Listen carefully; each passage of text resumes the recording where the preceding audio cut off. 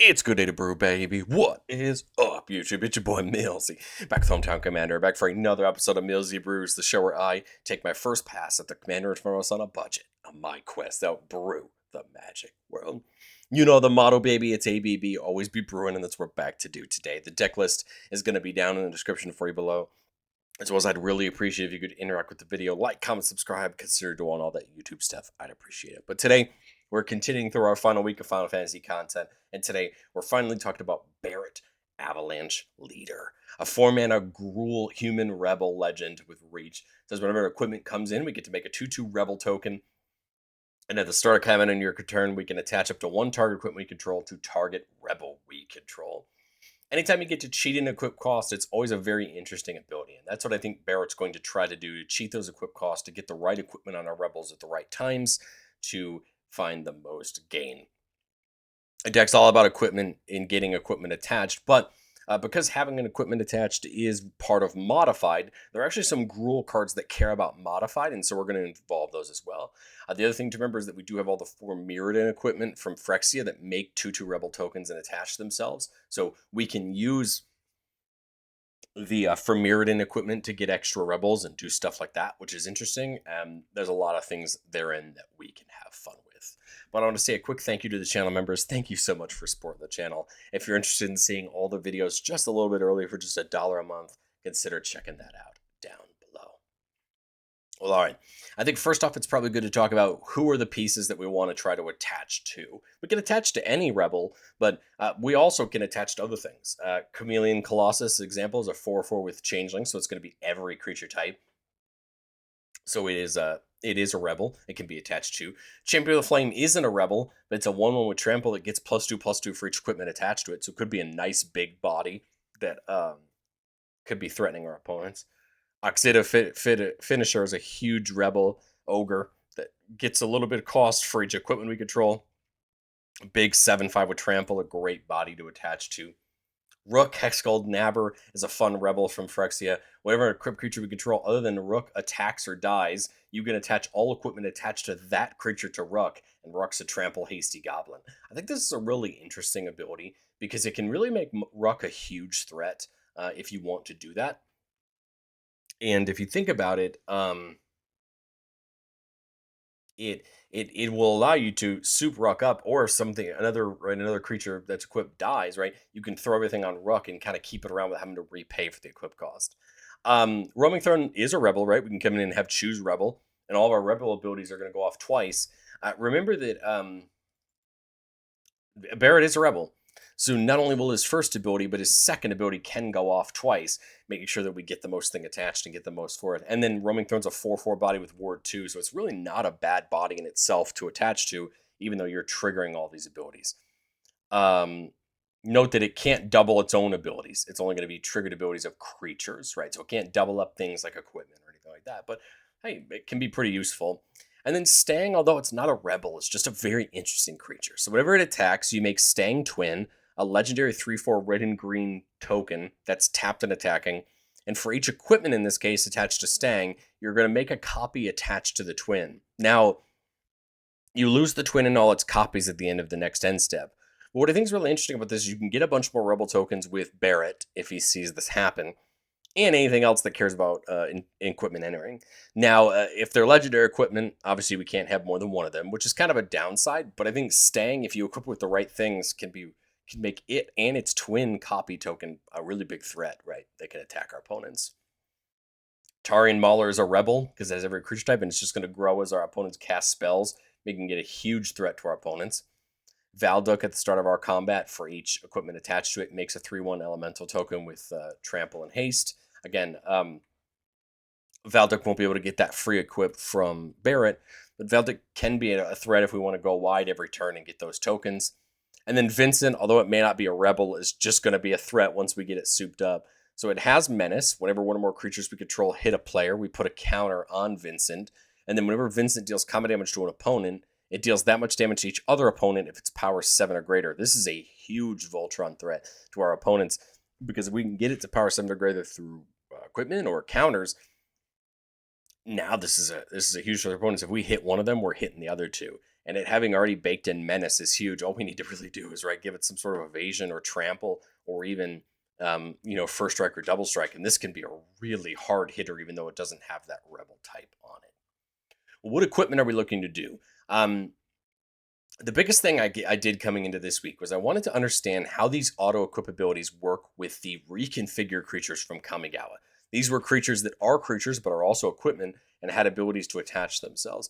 And from everything that I've found on the rulings that are available online, that any of these abilities that auto attach an equipment are allowed to attach these, since they do have the equipment subtype, meaning that all of these reconfigured creatures can be attached with Barret's ability. So Kamanu Battle Armor gives the creature +2/+2 in menace, and whenever it hits a player, you go to each creature that player controls. Huge, right? Because then those creatures can attack us. Lizard's Blade gives out double strike, and then Transplanter gives this amount of green mana equal to its power, and we don't lose it until the end of the turn. This is huge because then you can net a bunch of mana and use it to cast some more creatures or some more equipment on our way to getting a bigger board state. Omni Tool getting the buff for each artifact we control, and lets us look at the top 6 when the creature attacks and gets an artifact into our hand. Andorol's going to start handing out counters. It may look odd, but remember, counters on something means it can be modified, and we have some cards that we're going to talk about later that care about modifications. And I think there's probably going to be the world where we're not going to have enough equipment to attach to all of our rebels, especially if we can get Barret down early and we're playing these equipment. We're going to be amassing these 2/2 rebel tokens that we're just going to want to attack with. And I think Andorol's just going to help them better. The first combat, they're going to be 3/3s, potentially 4/4s if you have the city's blessing. And then these rebels are just going to become a threat on their own, rather than them needing the equipment to become a threat, even though we want to equip them, right? Blackblade Reforged, giving that +1/+1 for each land we control. Going to be easier to do here in Gruul since we have land ramp. Colossus Hammer, the big one, +10/+10 in flying, losing flying. Big on a creature with trample, right? Because then you can really guarantee that damage is going to go through. Dragonwing Rider comes in with that 2/2 rebel token, +2/+2 flying and haste. So not a bad body. And the flying and the haste can be important depending on where you're at. Genji Glove giving out double strike and then an extra combat as long as it's the first combat of the turn is huge. Especially depending on what Genji Glove is attached to. If it's attached to something big like Vincent, I mean, you could see where this is a huge deal. Double strike, maybe even trample. I mean, you can start to see where some of this equipment, when you pair them together, can be really useful. Halberd giving the equipped creature first strike and trample as long as it's our turn is really cool. It's a really cool ability and very useful. Hexplate Wallbreaker, very similar to Genji Glove if it's the first combat of your turn. Genji Glove just untaps the creature that's attacking. Wallbreaker untaps all of our creatures and then gives an extra combat. So it's even strictly better and allows all your creatures to attack again. The Rosette might look a little bit odd, maybe an equipment you haven't seen before. Whenever the equipped creature attacks, you get a 2/2 Astartes Warrior token with Vigilance attacking, but then all of your creatures get Menace, which is the thing we care about. Handing out the Menace is a huge deal, especially if we're going wide with these Rebel tokens to maybe get them in for bigger damage. Leyline Axe handing out Double Strike and Trample is a huge deal, especially as we start getting our creatures bigger and bigger. Mage Slayer can deal damage equal to its power to the player or planeswalker it's attacking. This is a big deal, especially when our creatures get bigger, to just hit somebody for the damage first and then hopefully trample in for it again, right? Just dealing hopefully almost double the damage, right? And just really hurting our opponents. Shadow Spear giving out trample and lifelink. Again, a huge deal to gain some incremental life back and try to trample over, right? The bigger our creatures are. Stoneforge Masterwork going to be really great in this one, giving a creature +1/+1 for each other creature that shares a type with it. So if we put it on a rebel, it's going to get +1/+1 for each other rebel. Hopefully, right, that gets more and more as the game goes on. Reaver Cleaver gives the attached creature +1/+1 trample, and whenever it hits a player in combat, we make that many treasures. Again, treasures can be used to play more equipment, leave up removal, leave up protection. There's a lot of things we can do with those treasures, and I think, again, the trample here is what's important.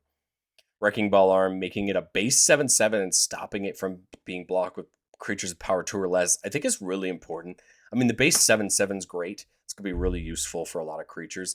But the block by power 2 or less is really relevant because a lot of times people will have tokens around to chump block with and things like that. And this is the kind of thing that's going to stop our opponents from being able to just freely chump block our stuff.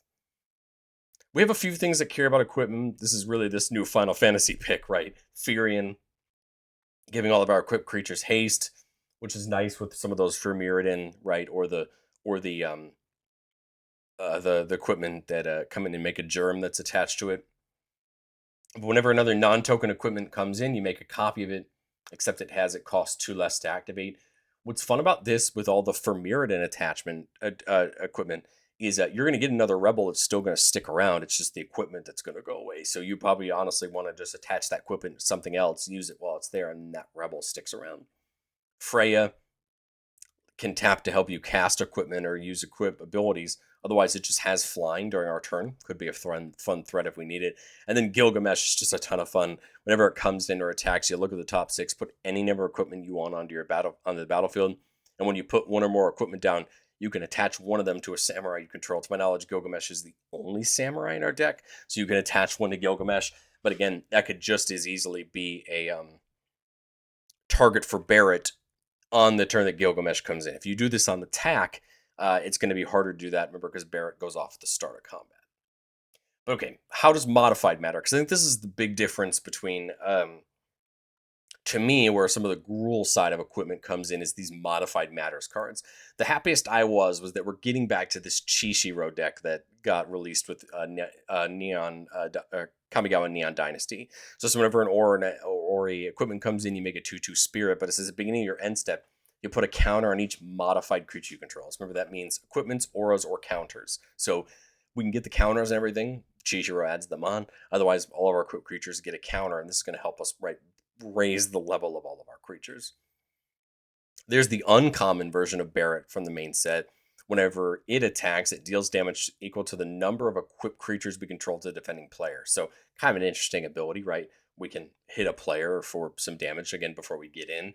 Aki Battle Squad can give us an extra combat each turn. Whenever one or more modified creatures we control attack, untap all modified creatures. After this combat, there's an additional combat and only goes off once per turn.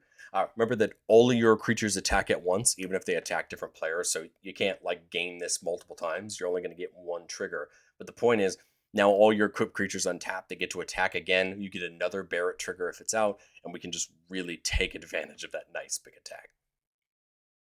Kadamba the West Tree gives all of our modified creatures trample. Again, very useful if we can go the counters route as well. And then whenever a modified creature hits a player, we can go get a basic land. This is huge because then you just have more mana, thin out your deck, and just have access to more things. Red the 13th from Final Fantasy VII, Vigilance and Trample. Other modified creatures we control have Vigilance and Trample. Vigilance is huge, right? Especially when we can think about blocking as well. But whenever it enters, we get to bring an equipment from our graveyard back to our hand. Again, not a bad target for some equipment. It's not a rebel though, so we can't auto attach, but not a bad body.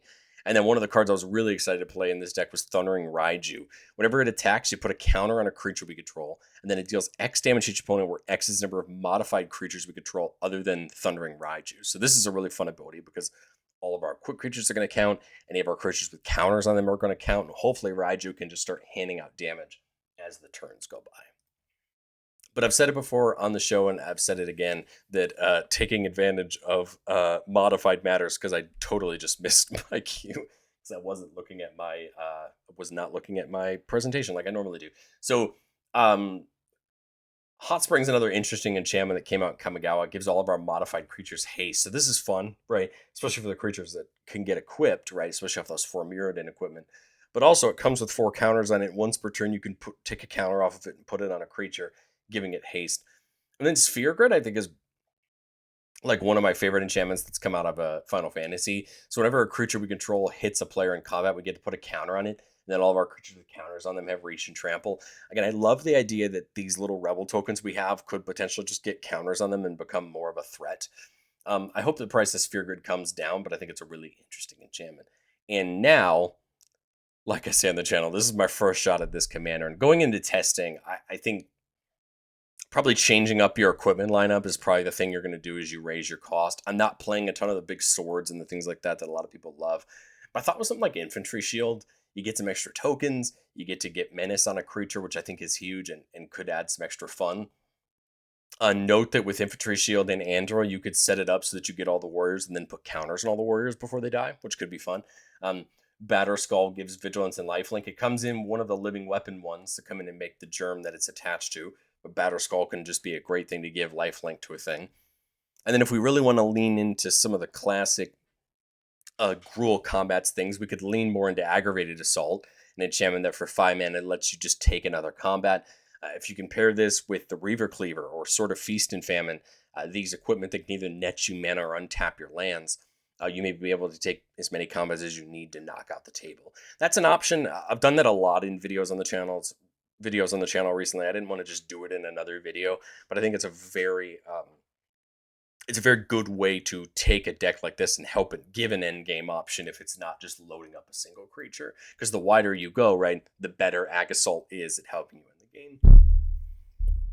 Let's get into our playtest. Remember, the goal of playtest on our channel is not to find Magical Christmas Land. It's not just to show off our best plays, but it's getting some gameplay scenarios and kind of understand what we're looking for and how we're going to set up our game plan. Here, I've got a 3-laner with a lot of equipment I can play. We got the Masterwork, we got the Nettlcyst, we got Halberd, and we got Barret. But the question I need to ask myself is, how much of this do I want to play before Barret comes down? Because Barret's going to start handing me 2/2 Rebels when I get this equipment in. I don't want to just take turns off, right? But I guess the question is, like, how much do we want to do before he really comes in? So for me, I don't mind playing something like the Halberd that's going to make the Rebel that comes in attached to it. But some of this cheaper equipment, like, I kind of want to wait and slam it in when we can get a Rebel for it. So now on turn 3, we can get kind of down. We can get Ruck in, which is kind of interesting. Ruck could also get that other one, but I don't mind getting him in this turn. It does have haste. We can attack.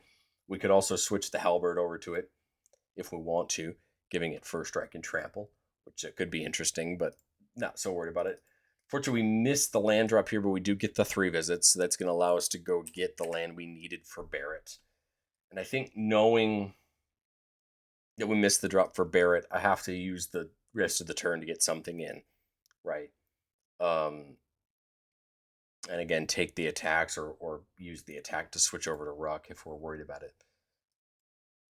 Again, now we can get Barret in. Note that Masterwork isn't attacking creatures, it's just other creatures that share type with it. So we can use Barret to get the Masterwork onto Ruck, right? So now Ruck's a 5/5, potentially get that first strike over if we need it to be. Now we're setting up a nice board. And now the nice part is, as we're getting equipment in, we know it's just going to be able to auto-attach with Barret's ability once per turn. So we're not as worried about the cost. Like if we go to play something like Leyline Axe, not only do we get the Rebel, but we know we can put it on Ruck or put it on, there. I wish I had an extra mana to play, something else, but I still think that this is a fair play. It's now a 6/7, a 7/7 double strike trample, which is a nice stat line, and can help that. And if somebody gets rid of Ruck, that we could try to attach them elsewhere. And then we're just 1 mana off of Aki Battle Squad, which kind of stinks, but I probably just come in and put the Cleaver on Ruck, right? And then get the treasures, use the treasures to get, like Barret or Nettlcyst or even Aki Battle Squad in for next turn, right? To set up more and more combats. Let's get into playtest number 2 here. Keep it a 3-lander with 3 visits and cultivate. So there's all of our ram. There's the Katana and the finisher there. So turn 1, I mean, there's not really too much we can do. Turn 2, I think we'll just crack something like the 3 visits. So that turn we drew Masterwork. Masterwork can come in as a copy of any other equipment on the battlefield. So we do kind of want to wait a little bit, right? Because then we can take advantage of having more options for it to come in as a copy of. Turn 4 here, I like the Katana. The Katana can come in and make us a Rebel. Helm of the Host could be fun. Because Barret does not say that we have to attach it to another Rebel. So we could just play like Helm of the Host and get it onto Barret and get another copy of Barret. Which could be interesting. That means more Rebels, right? When equipment come in, right? Which definitely could be interesting. So obviously we don't want Masterwork to copy Helm of the Host because that's a legendary equipment. If I go the Katana, I get 2 more Rebels, and I get the hero it's attached to. was gonna say, if I go Masterwork, I get 2 more Rebels and another probably Katana. But I'm kind of thinking of just holding up the Heroic Intervention, go to combat, make another Barret, attach the Katana to Barret, give him to be a little bit more of a threat. And now we're not looking half bad, right? Note that the copies of Barret could attack. They came in with haste. I just completely forgot about that. Now the sphere grid feels great. I've only got 2 equipment, so this is still pretty big. So what? Masterwork is a copy of the Katana, is my thought. Make 3 Rebels, make another hero it's attached to. And then what? Start a combat, attach it to one of the other Barrets, maybe? Combat a Barret that can attack, and hopefully these Barrets, right? This Barret will get a counter because of Sphere Grid. I'm sure this one will since it has Trample. Hopefully, right, these guys can get some counters. Same thing with these Rebels, right? Hopefully they get counters because of the Sphere Grid. That way they start becoming more and more of a threat, right? And then there's the finisher that can come in now because it'll be a little bit cheaper, but 3 equipment, right? It could come in a little bit cheaper if we wanted to. Or we just hold up Heroic Intervention and just keep attacking. If somebody tries to interact, protect our board. I think we're just looking good. Again, the Rebel army is just going to grow. We would love to have seen it cut more equipment, but I think we're starting to show where Helm of the Host can be so good since Barret's such a great body, having reach. And, right, a couple of them have Trample too, so that ain't too bad. We can go, right, go on from there. But let's do one more playtest here. Keeping a 5-lander, so a big one with Lockdown Warhammer, giving Trample and Lifelink and Nettle Cyst. So turn 1, really not much to see. I think I'm just going to probably work towards Ruck here on 3. Same thing, I'm probably going to work towards Barret here on 4. I'd rather get the value from me putting these equipment in rather than just losing out on it. So, right, Warhammer, get the Rebel. And I can put this on either, right? Either him or Ruck. And then 6 mana here, I could double get in these. Which doesn't seem too bad. Remember, the Nettle Cyst comes in with attached to a germ. So we could do that and put the sword on Barret. We could put the sword on Ruck. We could transform all over to Ruck if we want to with its ability, but I think on Barret makes the most sense. Take advantage of that commander damage potentiality, right? Because this is a 9/4 Barret at the moment. 2 more Rebels. And this germ is a 3/3 at the moment that's just going to keep getting bigger and bigger. Here's the Oblivion, so if we make a token, it gets to draw us cards. I don't even mind Barret. Barret would make sense for us to split up our equipment.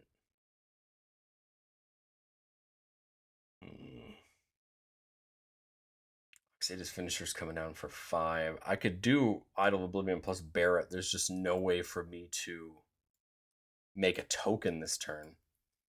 I'm kind of thinking of putting that on Ruck. Barret would eventually start dealing out some damage there, but that doesn't look too bad. And now you got Ruck becoming a threat with Trample. Guess we can get the finisher in. And my thought is we're going to start attacking with Barret. You could move the Vengeance over just to start like spreading out our damage. Not as flashy this time around, but at least we're gaining life back with the Warhammer. If Barret dies, we've still got plenty of other things to attach to. We just would have to pay for it. I don't think, 6 mana to attach everything to the finisher is all that bad. That's what we had to do. And now Barret's at least handing out 3 damage to the player it's attacking. And like I said, if they die instead of getting exiled, right, Ruck just gets their equipment. By the way, I don't think this is too terrible. We would have loved to have seen a few extra equipment, but that's going to happen on some playtests. But I'd love to know what you think of Barret down in the comment section below. It's an interesting deck. I think it could, like I said, use some money on some of the equipment we're playing. But I'd love to know what you think, and I will catch you on the next one.